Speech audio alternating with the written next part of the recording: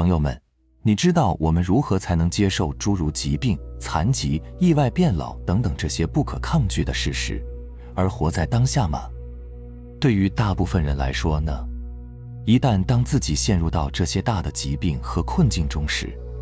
很难从中走出来，甚至连面对都很困难，更不要提接纳了。但是如果你认真看完今天的视频，那么疾病、残疾、变老、意外甚至死亡等等，都将变得不再那么可怕，它们都将成为你通往开悟的梯子。首先，我们都知道，活在当下的前提呢，就是你内心必须毫无保留地接纳和臣服当下已经发生的一切事实。有人可能会感到很好奇，因为臣服听起来它总不太像是多正面的词，我们一般都在讲直面、努力、坚持、战胜等等这些比较积极正面的词，那怎么突然又叫我们臣服呢？感觉像是对命运的屈从，叫我们认命，很被动，很懦弱，是一种逆来顺受的妥协状态。那事实是这样吗？其实，之所以我们很难做到接受例如疾病、残疾等等这些事实在身上的发生，这主要还是因为你不知道要臣服的对象是谁。是向生活中发生的内容臣服吗？是向头脑中的那些想法和概念臣服吗？还是说向生活本身臣服？都不是。那有人说是向当下，向当下的力量臣服，不，也不是。我们要停留在当下，让当下充满觉知，但并不是向当下臣服。那到底是谁要向谁臣服呢？好，我现在准确地告诉大家，是我们平常认同的那个我，也就是平常支配着我们作为主体存在的、带着强大的习性、固定的反应模式的那个我，向来自内在深处的带有觉知的意识和注意力臣服，向内在的一种神圣感受，向内在的自信、佛性臣服，像老子所说的那个玄之又玄的那个虚无臣服。因为我们不是从外在去寻找神圣、寻找真相、寻找解脱、寻找真正的自己，唯一的真相就存在于我们的内在。只有让你一直以来赖以存在、不断维护着的那个我，让那个在第一时间就会冒出来代替你反应和行动的我，让它能做到向内在更高等的意识臣服以后，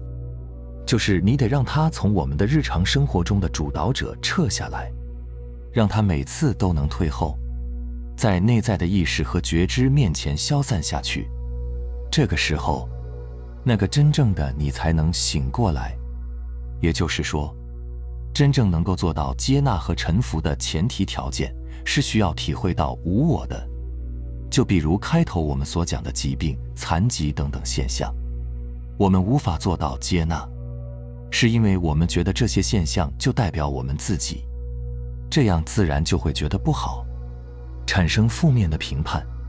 而在这种前提下去要求自己臣服和接纳是违心的，所以很难做到真正的臣服。那么如何才能建立起无我的前提呢？方法就是观。观什么呢？观心无常，观法无我。首先是观心无常，我们首先得去观察心念的特征，要对心念有一个客观且全面的认识。我们之所以情绪不稳定、悲观消极，第一个原因就是对心念不了解。就如同一个不了解太阳的人，往往会苦恼夜晚的到来，他希望一直是白天，能够方便从事更多的活动。而当他了解了太阳东升西落的客观现象后，他脑海中的那个希望自然就会放下，而对夜晚到来的苦恼，也会随着认知的变化自然的消融。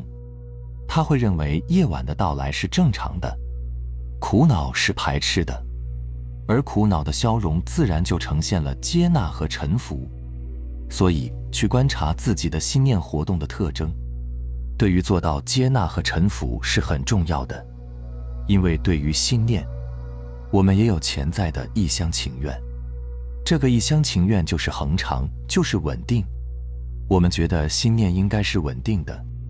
但是现实的情况其实是无常的，是生灭的，是变化流转的。当然，观察到无常可能只是化解了对稳定不变的一厢情愿，但是内心中对于外在现象的认同感和代入感还是存在的，还是很难彻底的臣服。好比我们认识到了生老病死的规律，但疾病、衰老、死亡等等来临的时候，我们还是做不到接纳和臣服。所以接下来就是第二步，观法无我。我们想要做到真正的臣服，就需要我们能够观察得更深入、更全面。比如情绪是如何升起的，感受是如何升起的，每一个想法、念头它是怎么来的，念头、想法、思维、感受、情绪等现象之间是如何流转的。我们需要看清楚这些心内现象的源头，尤其是当我们观察到起心动念的源头的时候，才会真正的粉碎代入感。因为代入感的前提呢，是我们一厢情愿地认为那些生活情景就代表或者等同于我们自己，并且在这个过程中，我在掌控着一切，所以现象的糟糕就代表了我糟糕。但是当我们真正的观察清楚心念究竟是怎么运作的时候，就会发现在这个过程之中，并没有一个我，就如同流水一般，水不需要有我就可以流动起来，它只需要来自诸如风的推力、大地的引力、流动的惯性力、障碍物的反作用力、大质量天体的作用力等多种来源的合力，就能够呈现流动的现象。而我们的心念也是如此，它是众缘和合的，而不是从一个一厢情愿的我中生出来的。但是如果没有观察的这般细致与全面，就非常容易将心念的流转归功于一个我，并且一贯的如此认为，形成一个再也不会去质疑的前提，认为本来就是如此。在无常之后再体会到无我，就会建立起一种客观的视角，而不是主观带入的视角。建立起客观的视角之后，就能够相对平等地去看待这些内容了。比如这是好的现象，这是坏的现象，无论是好是坏都不会带入进去，不会再把那些现象当成是自己，和现象糅杂在一起，被现象迷惑、糊弄，就能够与现象剥离开，从而产生平等的观察，自然就做到了臣服和接纳。所以当我们在讲臣服和接纳当下一切发生的时候，记住，我们说的是你存在于此刻当下的意识，而不是在说你的生活情景，它们和你的内在意识无关，和你生命的本质无关。就比如说疾病吧，你觉得疾病是你生命的一部分吗？错了，它和你的生命一点关系都没有。疾病只是你生活情境的一部分，你只有通过完整而又自由的意识，才可以激活让你安住在当下的觉知力。而当下是没有时间这个概念的，或者说当下是超越了时间的维度的。就算是你的肉身，其实也只不过是你暂时借用了它几十年在地球上完成体验和修行的，也只是你生命暂时的一个载体，不是吗？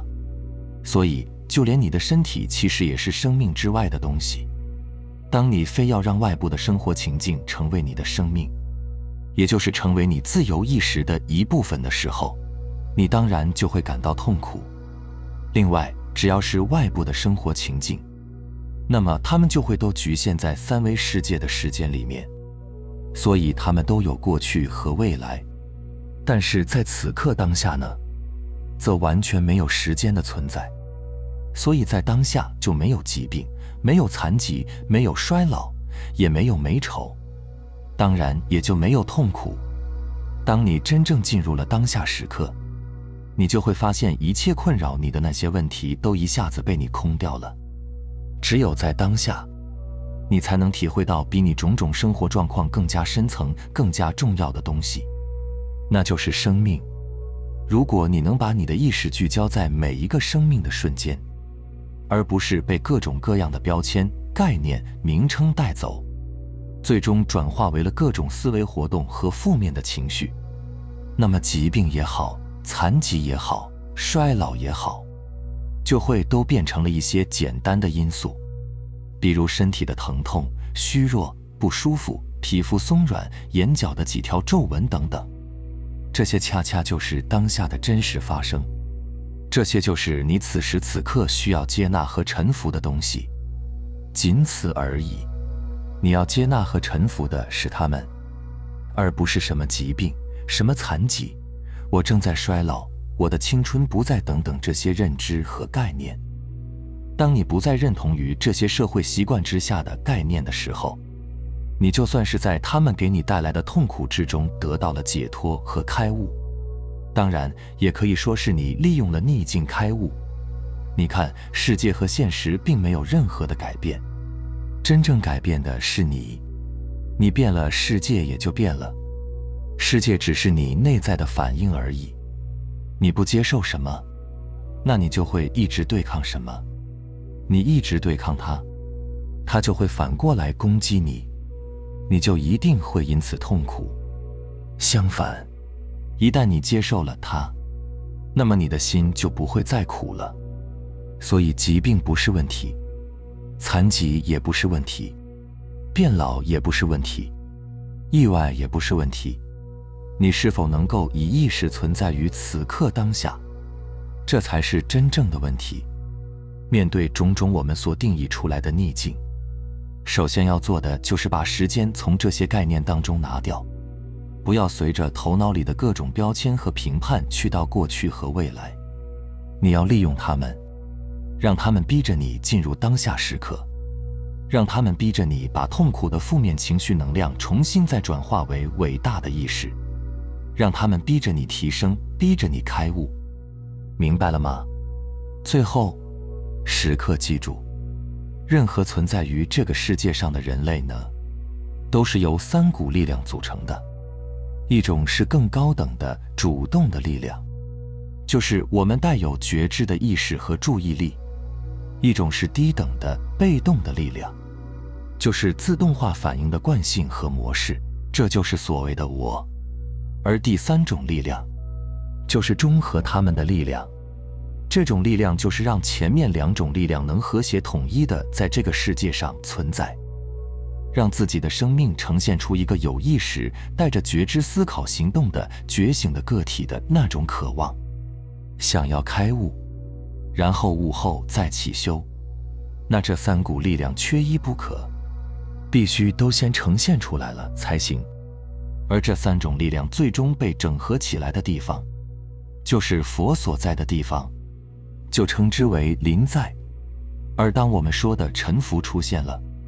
那就代表了刚才说的第3种力量出现了，代表了从外向内的回归的开始，从习气小我向意识和觉知转化的开始，从在业力中造作的肉人向临在、向天人合一整合的开始。明白了吗？好了，非常感谢你能看到这里，希望能对你有所触动和启发。我们下期再见。